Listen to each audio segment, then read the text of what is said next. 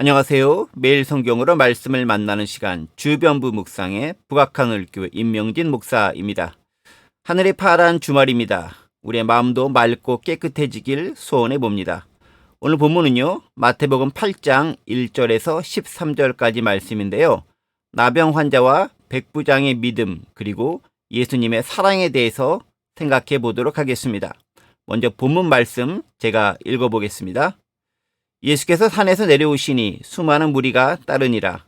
한 나병 환자가 나와 절하며 이르되 주여 원하시면 저를 깨끗하게 하실 수 있나이다 하거늘 예수께서 손을 내밀어 그에게 대시며 이르시되 내가 원하노니 깨끗함을 받으라 하시니 즉시 그의 나병이 깨끗하여진지라.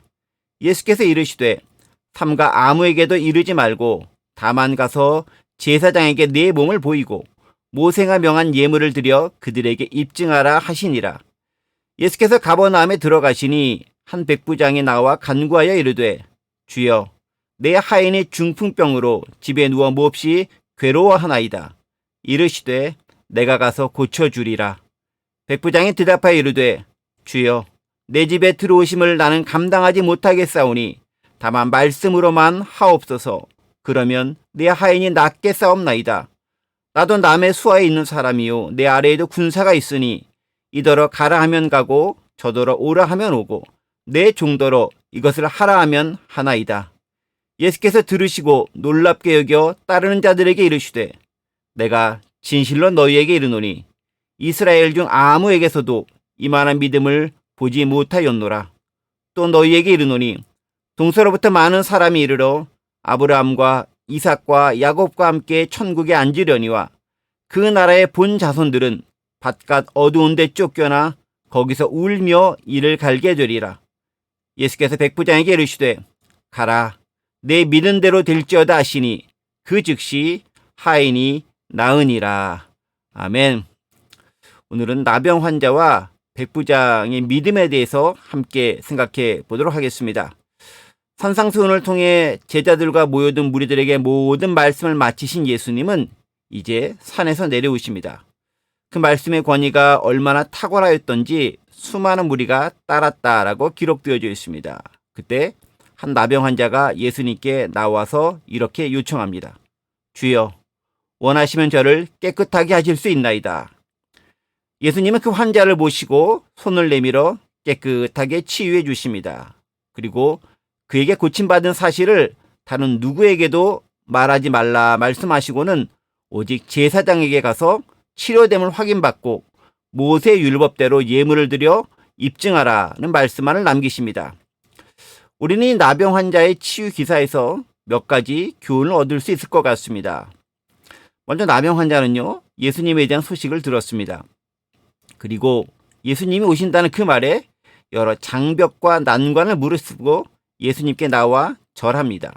그리고 자신을 치료해달라고 요청합니다. 나병 환자의 입장에서 예수님께 나오는 일 무척 어려운 일입니다. 우리 생각에 그냥 가서 고쳐달라고 하면 될 거 아니냐라고 쉽게 생각할지 모르지만 절대 그렇지 않습니다. 자신이 부정한 질병을 앓고 있었고요. 바로 이것은 공동체와 격리된 채로 생활해야 함을 의미합니다.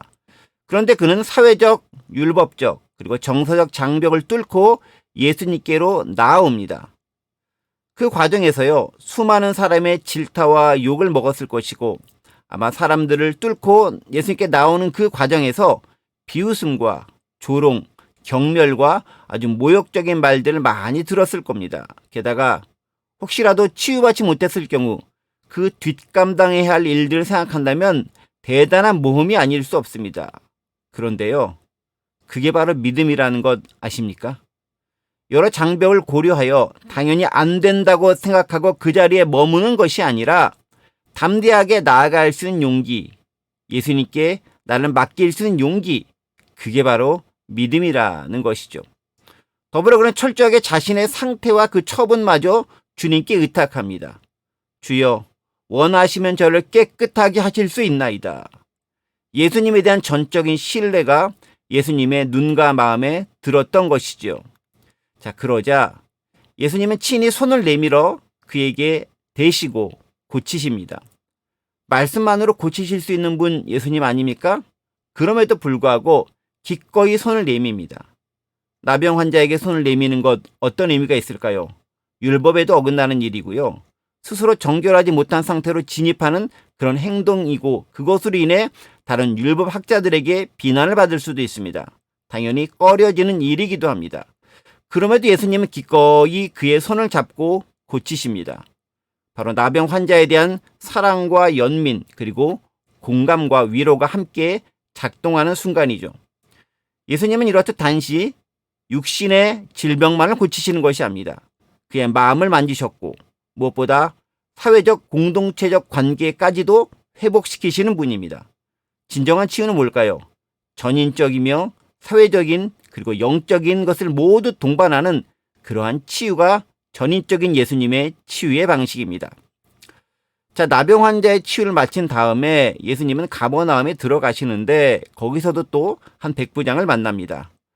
로마의 관리이자 군인인 백부장은 직책이 그렇게 썩 높은 것은 아니라 할지라도 최소한 그 지역에서 영향력과 힘을 가진 인물임에 틀림없습니다. 우리가 잘 알듯이 그 백부장 어떤 사람입니까? 예수님으로부터 믿음이 대단하다라는 극찬을 받은 사람입니다. 그러면 어떤 측면에서 그럴까요? 역시 예수님의 소식을 들은 백부장은 예수님께 나아옵니다. 그런데요, 이 백부장이 나올 때 그가 나왔다는 게 그렇게 이상하게 보일 만한 것이 아닐 수도 있습니다. 하지만 무척 이례적인 일이죠. 왜 그럴까요? 하인을 시켜서 예수님을 모셔온 게 아니다라는 점입니다.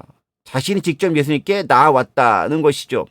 여러분, 이건 역시 상식을 깨는 일이고 장벽을 허무는 일입니다. 백부장이 행동하는 믿음은 여기서부터 시작된 것이죠. 그리고 그 다음에 이렇게 요청합니다. 주여, 내 하인이 중풍병으로 집에 누워 몹시 괴로워합니다. 자연스러워 보이지만 이 역시 절대 자연스러운 게 아니죠.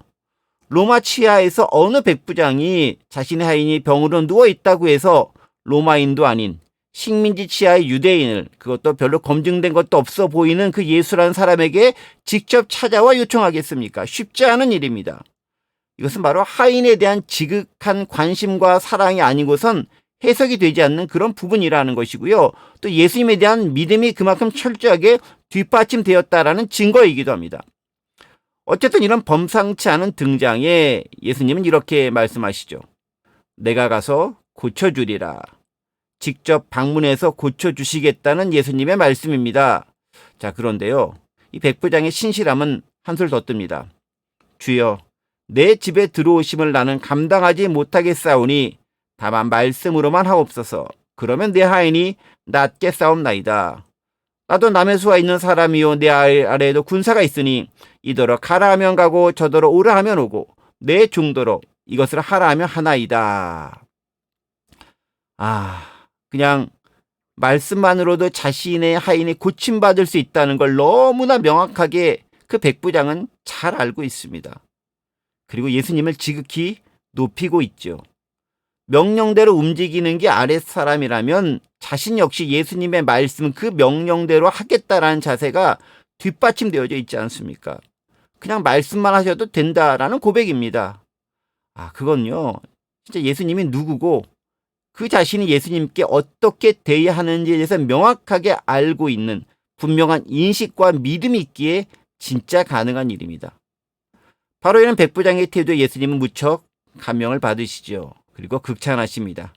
이스라엘에 이만한 믿음을 가진 사람이 없다고 선언하십니다. 여러분, 그렇죠? 율법을 먼저 받으면 뭐합니까? 복음을 먼저 알면 뭐합니까? 진짜 필요할 때 발휘되는 게 믿음인데 거기서 부족했던 게 유대인들이고 예수님의 제자들 역시 그 믿음의 역사 이루지 못한 것 한두 번이 아니지 않습니까? 결국 말씀만으로 백부장의 하인은 치유를 받습니다. 백부장의 믿음이 자신의 하인을 원격으로 치유하는 놀라운 역사가 이루어진 것이죠. 기적이 발생한 겁니다. 오늘 본문은요, 우리에게 믿음이 어떤 것인가에 대해서 다시금 생각해 보도록 유도하고 있습니다. 믿음은 관념적인 것이 아닙니다. 믿음은 행동하는 것입니다. 움직이는 것이고요, 신뢰하는 것이고요, 주위의 시선을 무릅쓰고라도 예수님께 길을 쓰고 나아가는 것, 그리고 용기를 발휘하는 것, 그게 믿음입니다. 그런 믿음의 행동에 예수님은 사랑과 자비로 응답하시는 것이죠. 말씀을 정리합니다. 오늘 시대에 우리는 어떤 믿음을 가지고 살아가고 있습니까?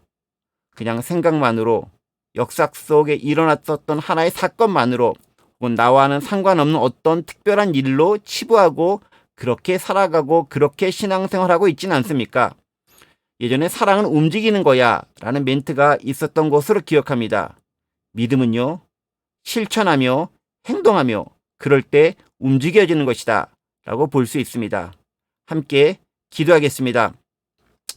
하나님 아버지, 우리 가운데 믿음이 있다 하면서도 실제로는 믿음을 발현하지 못하는 죽어있는 신앙을 보일 때가 얼마나 많았는지 우리 자신을 돌아봅니다. 나병 환자처럼, 백부장처럼 진심으로 주님께 나아갈 수 있는 믿음, 그 믿음을 가질 수 있도록 도와주옵소서. 감사드리며 예수 그리스도의 이름으로 기도드립니다. 아멘. 오늘도 믿음으로 충만한 하루 살기를 원합니다. 샬롬.